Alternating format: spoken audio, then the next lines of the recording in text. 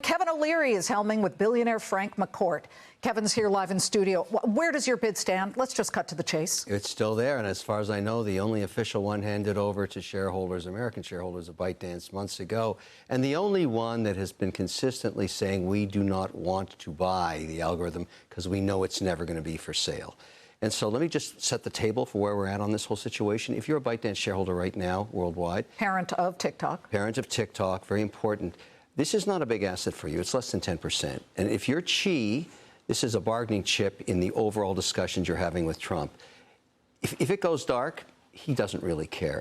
And frankly, it's not really going to hurt the overall market capitalization of ByteDance globally. It's a small fraction of it. So we don't have that much leverage, or no buying group does, because if it's going to be the existing shareholders in the United States, even if it goes to zero for them, it doesn't really matter.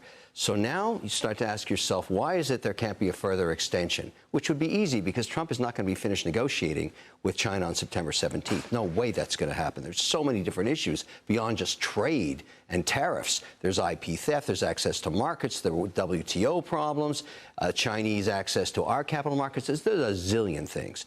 So we're not going to get there by that date. Will a date be extended?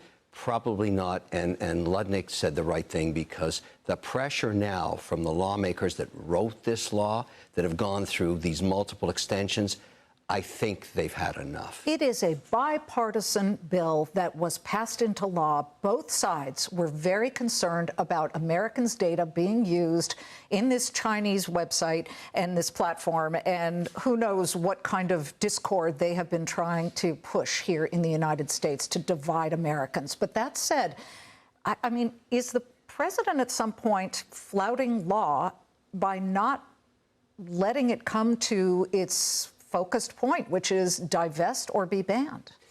You know, Liz, you're making a very valid point. I just think in the context of all the issues that the president's dealing with now, there was a time when TikTok was important. I'd say it's at the bottom of the list right now. So the probability of this thing getting a fourth extension, I would say, is less than 10%. Now, that doesn't mean it can't go dark, as it did once already, and then let the bidders still bid.